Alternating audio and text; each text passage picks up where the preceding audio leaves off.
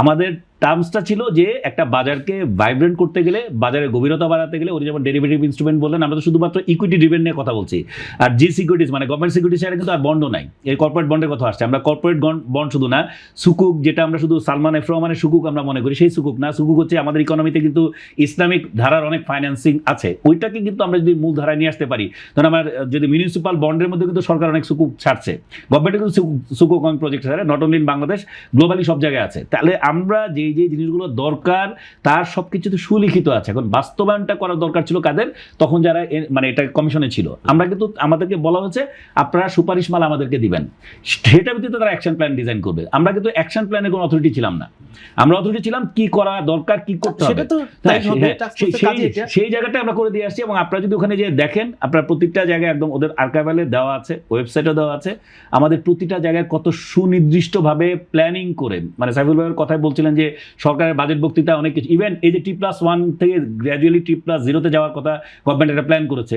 সঠিক প্যাড আর সঠিক তথ্য দিয়ে এসব সামলে নিব এক হয়ে।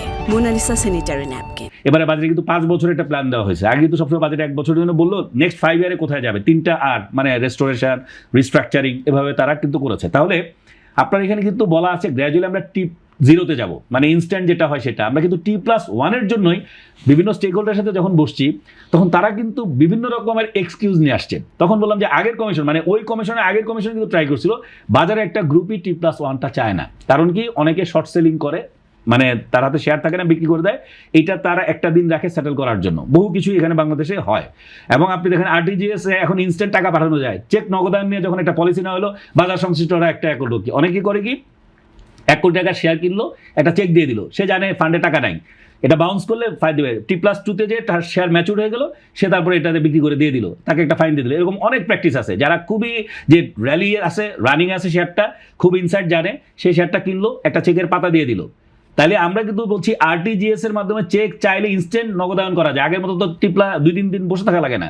তাহলে যেই কাজের মধ্যে স্বচ্ছতা, জবাবদিহিতা, সুশৃঙ্খলতা থাকবে, এভরিথিং ওখানে ওয়েল রিটেন। বাট এটাকে এক্সিকিউট করতে গেলে বাজার সংশ্লিষ্ট যারা আছে, যারা এখান থেকে মনে করে যে আমরা যে ধরনের ম্যানিপুলেশন বা যে ধরনের সুবিধাগুলো আমরা পাই, এগুলো যদি বন্ধ হয়ে যায় তাহলে তো আমাদের জন্য সমস্যা, তারা ডিফারেন্ট একটা ওপিনিয়ন বাজারে চালু করে, যে এর মাধ্যমে এটাকে নিয়ন্ত্রণ করা যাচ্ছে। তা আমার টাকা থাকলে আমি টাকা দিয়ে কিনবো।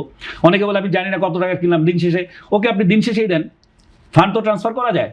প্রয়োজনে বাংলাদেশ ব্যাংকের সাথে বসে আপনার জন্য একটা স্পেশাল স্লট রাখেন, ওইটা আমরা আলাপ করছিলাম যে আপনার ট্রেড শেষ, অন্যান্য ব্যাংক করছে না, বাংলাদেশ ব্যাংকের সাথে একটা স্পেশাল এগ্রিমেন্টে আসেন, বাংলাদেশ ব্যাংকের প্রতিনিধিকে আমরা রাখছিলাম যে ইনস্ট্যান্ট আমরা করে দিব। তো তারা টাকা ট্রান্সফারে যেতে চায় না, তারা একটা চেকের পাতা দিতে চায়, কারণ চেকের পাতা দিলে তো আপনি টাকা ছাড়াই কিনতে পারতেছেন। তাহলে এই প্র্যাকটিসগুলো কিন্তু আমরা কত মানে ক্ষুদ্র লেভেল পর্যন্ত আমরা চিন্তা করে, যাতে করে সুশাসন নিশ্চিত হয়। বাজেটের মানে একটা সাধারণ ক্ষুদ্র বিনিয়োগকারী যখন বিনিয়োগ করে, তার কোডে 100 টাকা মাইনাস থাকলে তাকে কিনতে দেয় না। আর বড় যারা মার্কেট মেকার কোটি কোটি টাকার সেই ফ্যাসিলিটিগুলো পাচ্ছে with the help of that CO. তাহলে আপনি ওই গ্রুপটার যখন আপনি হাত দিলেন, তখন বাজারের সময় তো আপনার উপর খেপবেই যে আপনি যে জায়গায় হাত দিচ্ছেন। এই যে মার্জিন নিয়ে কেন খেপা, কারণ আমরা ট্রেলিং পেয়ে দিচ্ছি, যে 1 কোয়ার্টারের ইপিএস দিয়ে আপনি ম্যানিপুলেট করতেন, 4 দিয়ে মাল্টিপল করে, পরের কোয়ার্টারে যা ধপ করে পড়ে যেত, আপনি বেরোয় যেতেন, ইপিএস দেখায়। আমরা বলছি লাস্ট কনজিকিউটিভ 4 কোয়ার্টারের অপারেটিং ইনকামের অ্যাভারেজ হবে। তাহলে একটা শেয়ার নিয়ে গ্যাম্বলিং করলে তাকে প্ল্যান করতে হবে এখন 1 বছরের। তাহলে যেসব কাজগুলো করছে ওদের তো কারোরই পছন্দ হবে না, কারণ এই কাজগুলোতে ক্ষুদ্র বিনিয়োগকারী প্রোটেক্টেড হতো। এখানে মূলত একদম কোর ভাবে কারা জড়িত, আপনাদের কি অভিজ্ঞতা বলে আপনাদের যখন এই কাজের সাথে জড়িত বাজারে ধরেন যারা এই ধরনের প্র্যাকটিসগুলো থেকে বেনিফিট নিতে চায়, রুলিং পার্টি, ব্রোকারেজ হাউস কিংবা এই জাতীয় প্রতিষ্ঠানগুলো, ব্রোকারেজ হাউস তো নিঃসন্দেহে জড়িত, ব্রোকারেজ নিয়ে কথা বলার তো সুযোগই নাই। এবং ধরেন যারা মোটামুটি আমরা অনেক সুন্দর সুন্দর কথা বলি, এরকম অনেক লোক জড়িত আছে, মানে কথা বলার সময় বলতেছি কথা, কাজ করার সময় ওইটাই করতেছি, এবং সুন্দর করে এটা দরকার, সুশাসন দরকার, যারা বলতেছে সে নিজেই সুশাসনের মধ্যে নাই। মানে বলার জন্য একটা পাবলিক স্টেটমেন্ট এগুলো বলতে হবে, বাট তাদের যদি প্রোফাইলিং ঘাটেন প্রত্যেকের একদম বিগত 15-17 বছরের কোনো না কোনোভাবে কারো না কারো সংশ্লিষ্টতা পাবেন যারা এই কাজ করছে। যেমন ধরেন আমাদের এক মার্চেন্ট ব্যাংকের একটা প্রেসিডেন্ট দীর্ঘ সময় ছিলেন আগে, বাট পরবর্তীতে এখন দুদকের ফাইলে দেখা যাচ্ছে তার প্রচুর প্লেসমেন্ট, এটা সব বিভিন্ন জিনিস বের হয়ে আসতেছে। তাহলে আপনি তো একটা লিডিংয়ে ছিলেন ওই সময়টা, খায়রুল স্যারের সময় ছিলেন, শিবলি স্যারের সময় ছিলেন, একটা রোলেই ছিলেন না, আপনার প্রচুর প্লেসমেন্টের এখন দুদকে ফাইল অবজারভেশন যাচ্ছে। তাহলে ওনারা তো সংগঠনকে লিড দিয়েছে না, প্লেসমেন্ট নেওয়া তো আবার না, আপনার প্লেসমেন্ট নেওয়া অপরাধ না, প্লেসমেন্টের মাধ্যমে যেসব কোম্পানিকে আপনি নিয়ে আসছেন সেই কোম্পানিগুলোর নিয়ে প্রবলেম আছে। এখন সে তো আবার কোম্পানি না, কোম্পানি আসছে স্টক এক্সচেঞ্জ কিংবা আপনি BSE এই যে সুবিধাটা নেওয়ার জন্যই তো এই কাজগুলোর সাথে জড়িত ছিলেন, তাহলে জড়িত থেকে তো আলটিমেটলি মানুষকে এখানে ক্ষতিগ্রস্ত করেছেন। এমন একটা অবস্থা হচ্ছে এসএমই প্ল্যাটফর্মে কোনটা হয়েছে, যেসব আগে খায়রুল স্যারের কমিশনের সময় যেসব আপনার বাতিল দিয়েছে আইপিওর যোগ্য না, সেসব কোম্পানি আপনি পরে এসএমই তে আসছেন আরেকটা প্ল্যাটফর্ম করে।